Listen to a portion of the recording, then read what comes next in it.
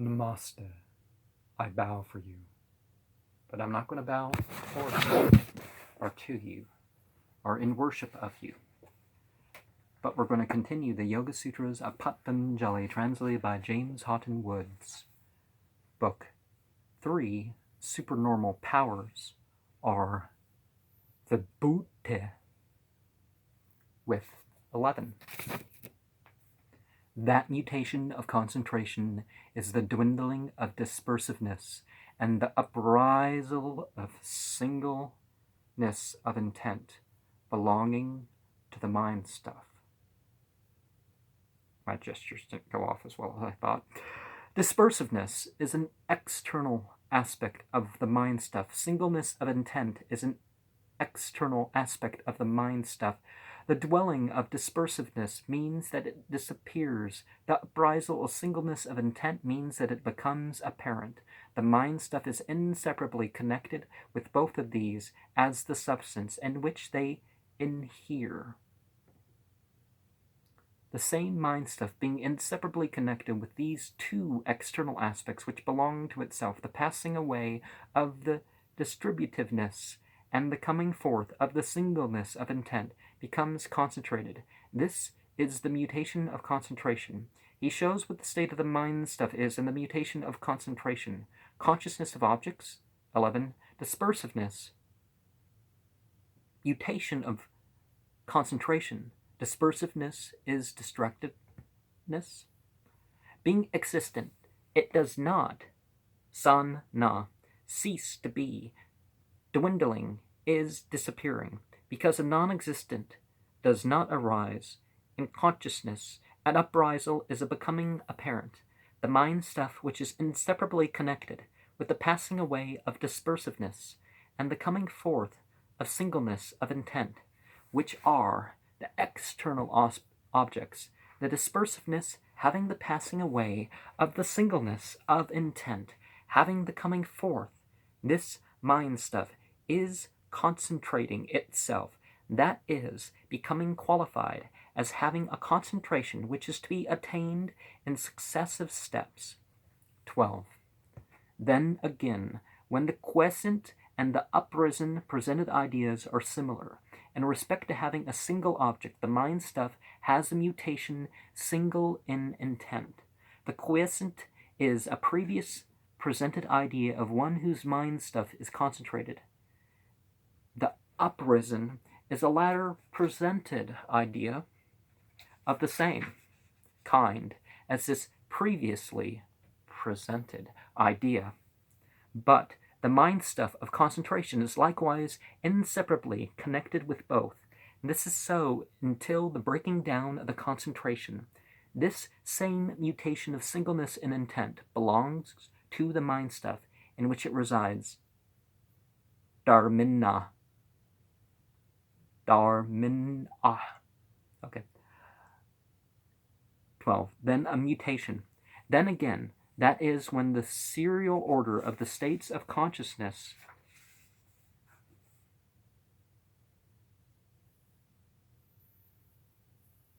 is complicated.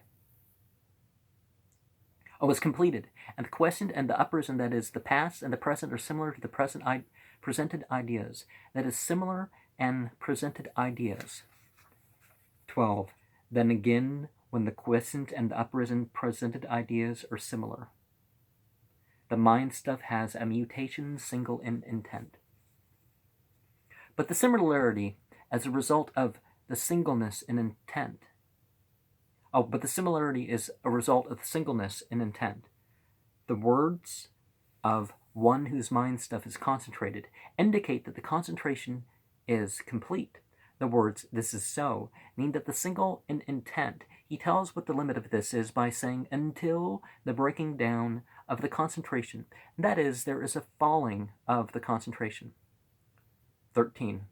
Thus, with regard to elements and to organs, mutations of external aspect and of time variation and of intensity have been enumerated.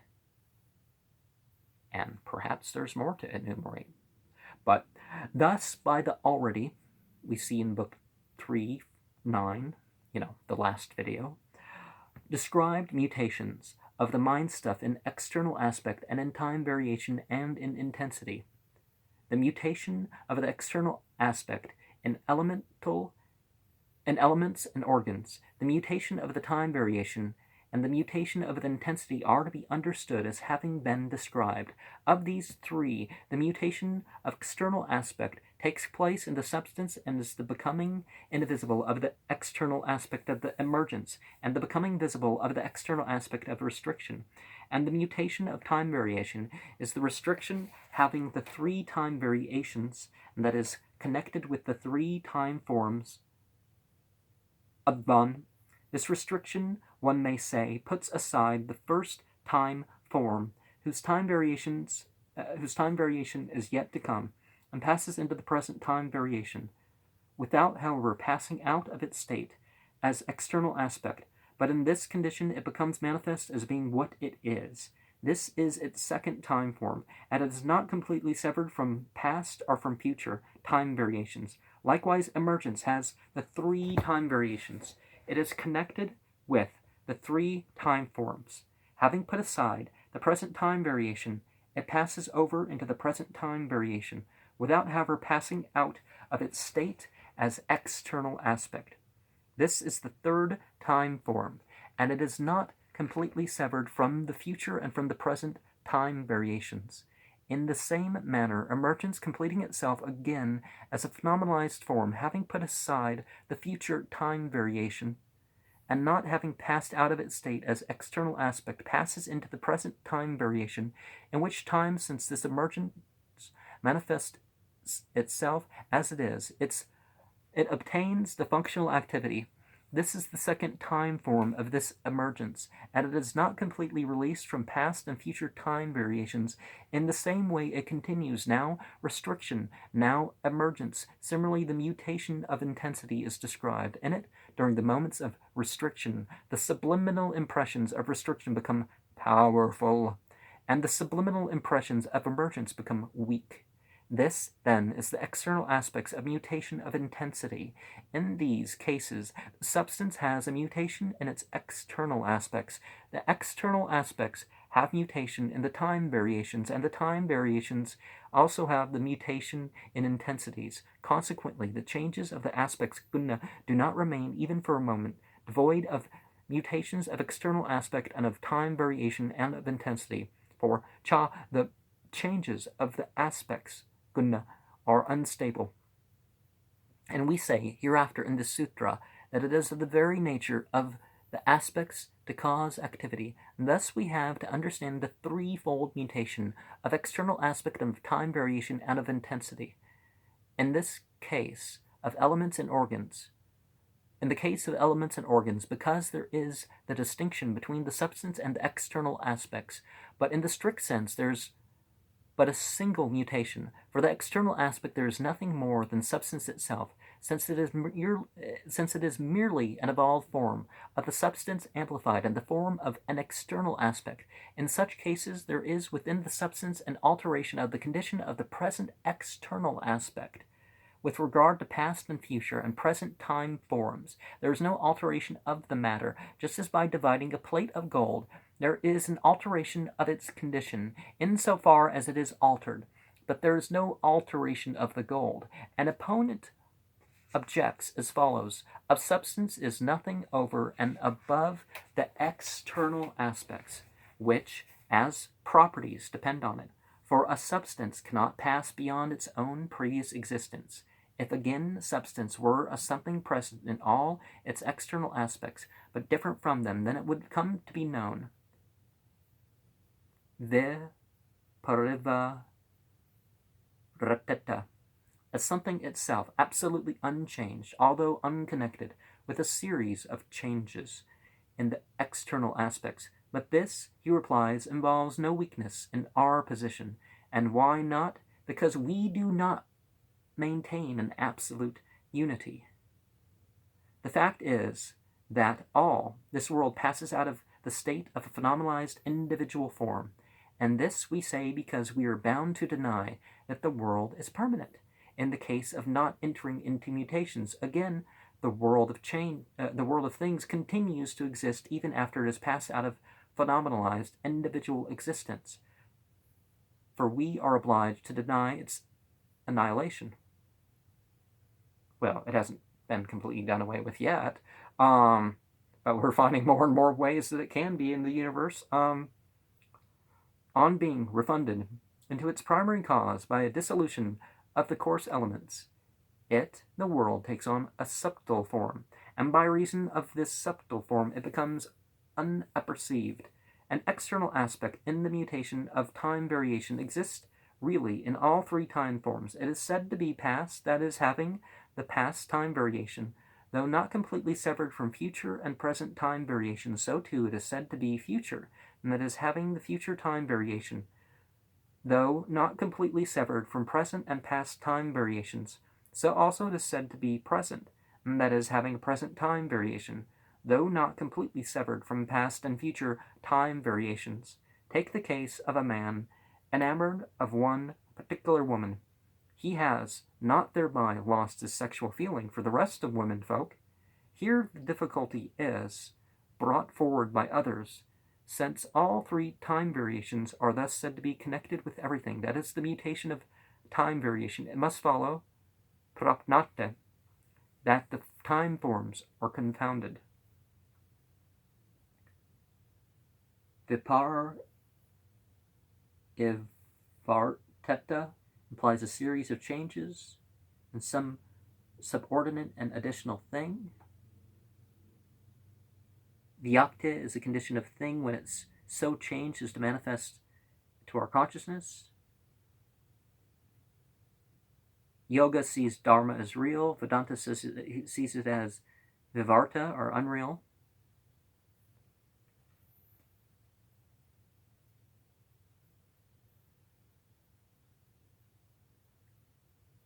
We meet this objection thus: tasya parahara. What is termed the common nature of things as external aspects cannot be brought into existence at our pleasure. The common nature as external aspects exist independently, and therefore in regard to it, distinctions of time variations must be maintained. Thus it must not be said that the common nature of this or that thing exists only in the present time, because if this were so, the mind stuff could never become subject to passion for a certain object. For anger against some object being by supposition now present in the mind stuff, desire would not move actively forth. Moreover, it is not possible for the three time variations to belong simultaneously to one and the same individual phenomenalized form. But what is possible in the presentation, bhava, in successive times of its phenomenal form, by the operation of the conditions which phenomenalize Gyanjaka, thus it has been said, the outer forms, when developed to a high degree, and the inner fluctuations, when developed to a high degree, oppose each other, but the generic forms cooperate with, when developed to a high degree. Hence, time variations are not confounded. To take an example, we say absolutely that passion for a certain thing has shown itself. We do not mean that at the time passion for another object is non-existent, but we mean that passion for another object continues to be present in the mind stuff, though in a generic, unphenomenalized form. Hence, the passion for that other object, exists at the time, tada tatra, tasya bhava. A similar explanation can be given in the case of time variation also. The three time forms do not belong to the substance but to the external aspects.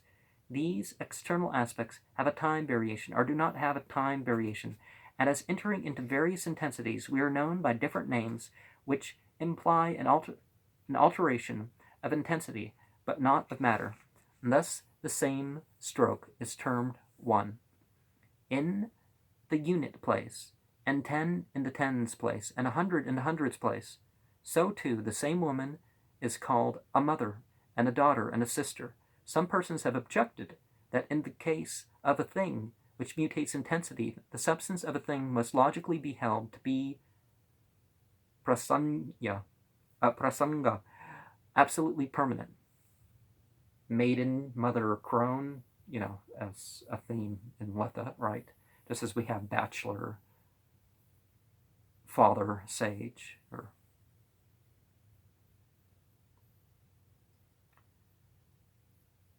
How is this? On the ground that it is functional activity of the thing which determines the special time form of the thing.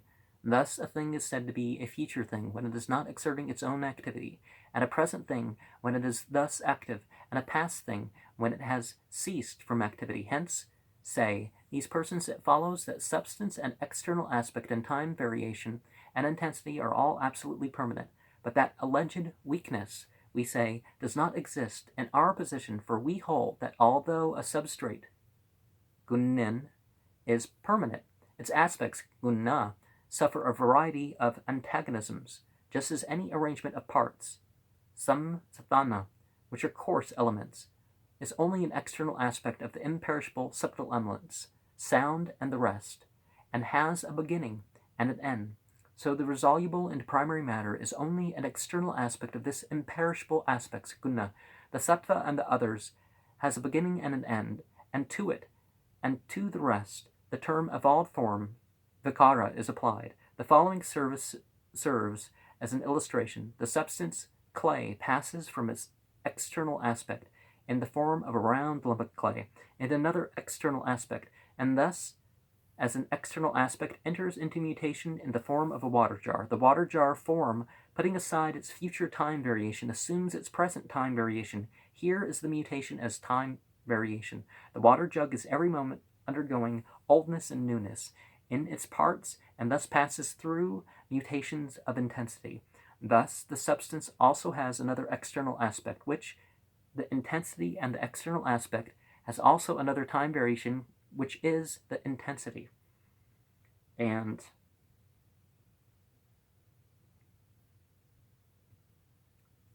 okay, there is therefore only one kind of the mutation of matter, although variously described by us. The same explanation is applicable to other things also. The mutations of the external aspect and of time variation and of intensity here described do not transcend the substance as such. Hence, there is only one kind of a mutation, which includes all those varieties which we have described. What then is a mutation? It is the rise of another external aspect in the permanent matter after an earlier external aspect has been repressed. Let's go back and thus 13, thus with regard to elements and the organs, mutations of external aspect and of time variation and of intensity have been enumerated. So two types of experience you're going to have, and depending on how you may think of it, not knowing the context and that sort of thing, you could judge either one not as, for your external assumptions about these things, but there's the experience that it's like the time that went by is much smaller than how you perceive it. And then there's the opposite. The time you perceive is much smaller than the time that goes by. And of course, there's certain benefits to either one of those occurrences, right? As being relevant to the discussion and as being useful to further discussion, he gives the divisions of the mutations of elements and of organs in the Sutra 13. Thus enumerated, he explains the sutra by saying thus. An objector asks, it is only the mind stuff that has been described as being in mutation, not its various kinds, the mutation of external object and of time variation and of intensity. So how can this that has been said be extended by analogy to these later? In reply to this, he says, of emergence and of restriction, although the words external aspect and of time variation and intensity have not been previously mentioned, it is not, however, true that mutations of external aspect and of time variation and of intensity have not been described. This is the point in brief. To continue, the mutation of external aspect has been described in the words of the Sutra, Book 3:9. Subliminal impression of emergence, subliminal impression of restriction. And in showing this mutation of external aspect, he has at the same time indicated the mutation of time variation, which has its locus in the external aspect, as he says in the words, the mutation of the time variation. And I don't know if it disturbs people that I massage my feet during this, but I do in public, so it shouldn't be a problem. And no one ever says anything, except that I appear to be good at it. A time variation, laksana, is that which a kind of time is characterized. For characterized by this, a thing is distinguished from other things, with other times connected with them. The expression, the restriction of having 3 time variations, has its explanation in the words connected with the 3 time forms. The word time form is an expression for time. Thus restriction, one may say, puts aside the first time form whose time variation is yet to come. Does it then go beyond its state as an external aspect possessing a time form? No, he says, without however passing out of its state as external aspect. That very mutation, which was yet to come, is now present, but the restriction, which was yet to come, does not now cease to be a restriction. This is the meaning. Now comes his explanation of the present in the words, in which condition it becomes manifest as being what it is, in other words, in its nature, as producing certain effects particular to it. A manifestation is a moving actively forth. This is its second time form, as compared to its first time form, from which was yet to come. An objector says, this may be so. But if one has reached the present after having put aside the future time form,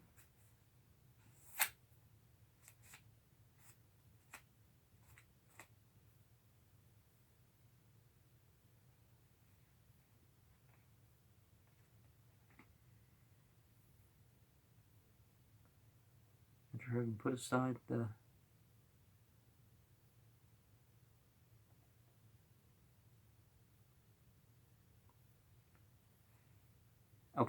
its second time form as compared to its first time form, which was yet to come. An objector says this may be so, but if one has reached the present after putting aside the future time form, and after having put aside this present is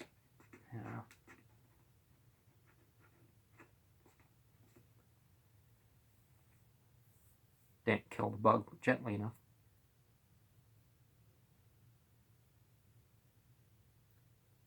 And after having put aside this present, he is to reach the past. Then, sir, there would be a creation and a destruction of these time forms, and this is not a desired result, for nothing is made to grow out of a non-existent, nor an existent ever destroyed. That's not quite true, we know that now. For nothing is made to grow out of a non-existent, nor is an existent ever destroyed. In reply to this, he says, and it is not. The meaning is that he is not disconnected from the future and the past time forms, inasmuch as they persist in their generic form. Having shown that the future restriction has a present time variation, he shows that the present emergence has a past, its third form, by saying, in the same way, emergence. So then, is the restriction alone for future? And is the emergence not future? No, as he says, in the same manner, now emergence. So there is a re-existence as regard the generic form of emergence, but not as regards the individual phenomenalized form. For the past does not exist again. Manifestation of itself as it is the same as the fact that which is able to produce effects become visible. This mutation of time variation as described reoccurs again and again in things of this kind, and as he says, in the same way now. He describes the mutation of intensity, which has only been pointed out by the mutation of external aspect, by saying, similarly, intensity.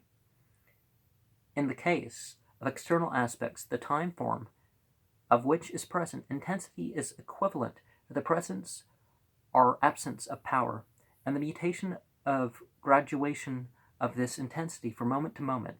He concludes the discussion by the words, "in these cases."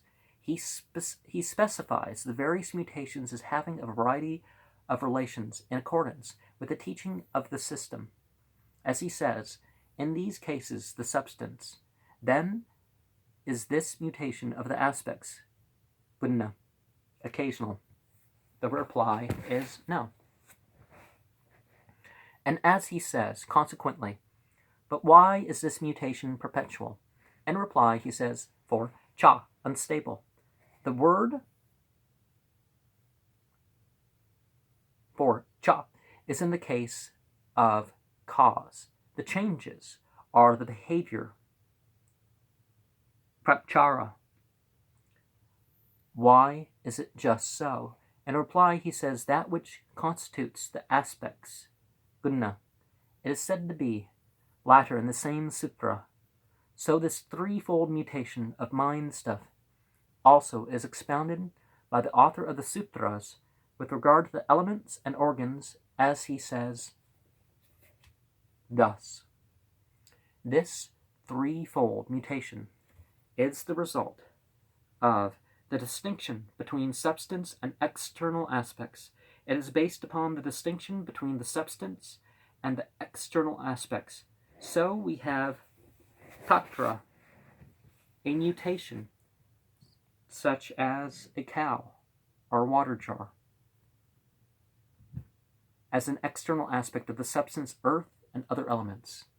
Well, cows being a mutation makes more sense than the water jar analogy, but maybe other people don't think it's the other way around.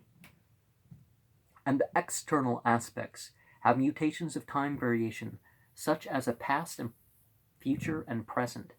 Again, the cow or other animal changed into its present time variation has mutations of intensity, such as childhood and boyhood and youth and old age. And the water jar or other thing has its mutation of intensity, such as newness or oldness. Similarly, organs, which are substances, have external aspects, which are the seeing of blue or of other colors. The external aspect has the present and other time variations. The time variation, which has the seeing of a jewel or some other thing, has a mutation of intensity, such as the clearness or lack of clearness of the seeing. This mutation thus described of elements and of organs is to be understood as being based upon the distinction between the substance and its external aspects and time variations and intensities, but as referring to the lack of distinction between them. It is mentioned when he says, but in the strict sense. The word but differentiates this from the view that they are distinct. The absolute reality of this mutation is asserted, but the absolute reality of the other threefold mutation is not denied. Why? For the external aspect is nothing more than the substance itself. An objector says, if the external aspect is merely an evolved form of the substance, how then should the idea prevail in the world that there is no confusion in the case of these three mutations? In reply to this, he says, in the form of an external aspect. The word external aspect here is equivalent to an external aspect and time variation and to intensity. It is the substance that enters into the evolved forms through the medium of these. So the evolved form is one and is also not confused with another, because the external aspects, the medium of this substance, although not distinct from the substance, are not confused with each other. An objector says, if the external aspects are not distinct from the substance, and if the time forms of the substance are distinct, then since the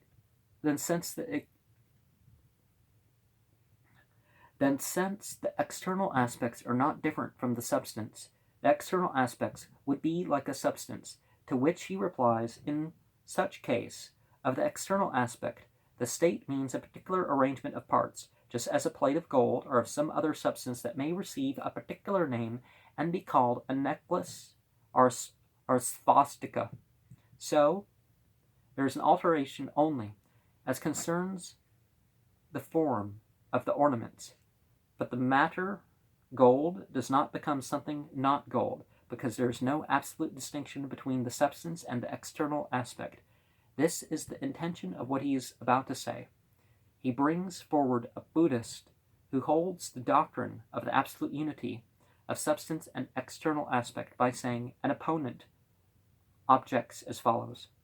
For the necklace and other things thus coming into existence are external aspects only, and are real in the strict sense. But there is no such thing called gold, someone present in many external aspects. Some one thing present in many external, and yet different from them. But if it be assumed that the matter persists even in the external aspects which are ceasing to be, then the matter, like the power of intellect, chitta, would not enter into mutations, but would continue existing absolutely unchanged. And so it looks like we're going to stop there. That's quite a large one right there.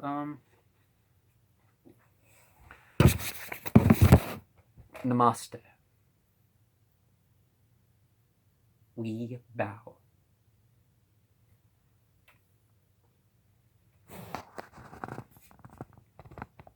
On each other's behalf, maybe.